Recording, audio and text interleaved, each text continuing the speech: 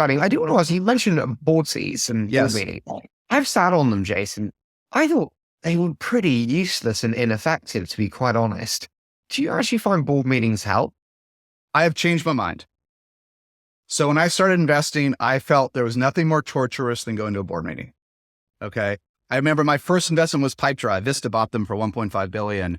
And I had to be tortured to go to those board meetings. I'm like, I got you, your VP of sales, your CFO. I got to do this again. I thought I sold my company, so I didn't have to go to board meetings. I thought I was supposed to get a break from this crap when you have an exit.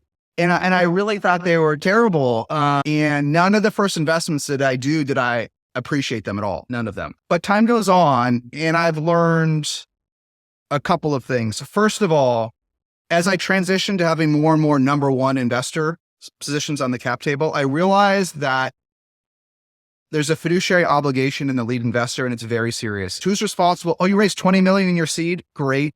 But who's responsible for that money, that it's used properly? And I don't mean going through the books or anything like that, but who is providing every 6 weeks a check and balance?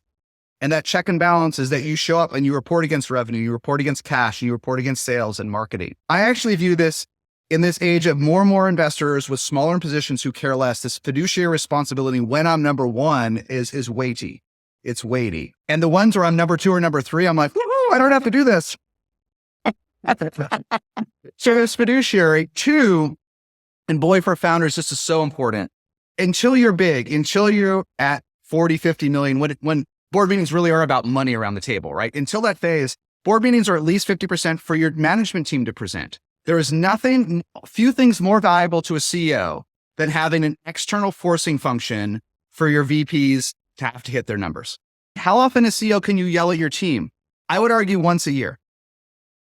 Now, there are CEOs that yell. There are yellers out there, but I would argue you can really only yell at one of your VPs. And I put yell in quotes, whatever this means. I think you can really only be so upset with them once or twice a year. Otherwise, it's demoralizing. People quit. But if every 6 weeks your VP of sales that's a little bit behind has to report, Harry, my plan for Q1 was 10 million. I'm at 8.4. Here's how.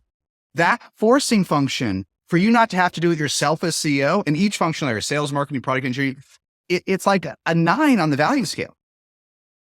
And that's also, as an aside, that's why I beg founders not to use Notion in board meetings. I beg them to force everyone to make slides, to spend the time, because we all love Notion. We just put our stuff in our Google Docs and it's so efficient, isn't it? But not only did I think board meetings were stupid when I started investing, you know what I thought was even stupider? Founders using slides. I'm like, oh my God, like what? People are still standing up in rooms and then clicking through.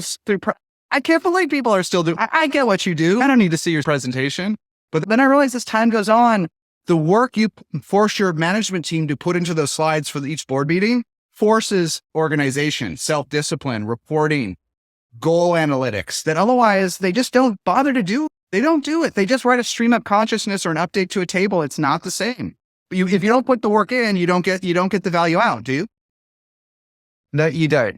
You don't. Right. I find the best managers so do delegated responsibility where they say, as you said, they bring their functional leads in each area and then they delegate to them. Because one thing that does worry me is when you see the founder and CEO at this scale-up company just spending way too much time doing the decks themselves. And you're like, you do need to find some form of delegation that works here. For sure. But I think as we've gone into the era where you can use safes up to 200 million and other things, the presentations, the board meetings have atrophied. And I think even if the CEO doesn't get it for their investors, even if they don't really respect any value add from their investors, your VPs take these board meetings very seriously. You may not as the founder, but your VPs, I got to present to the board.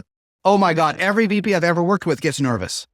That is a gift to you as a founder. Harness that. Harness the fact that they may be comfortable with you as a founder, but they're nervous about presenting to Harry or Jason. It's just Harry or Jason. Give me a break. Why should you be nervous presenting to us? But the fact that they are is an amazing management tool for a CEO.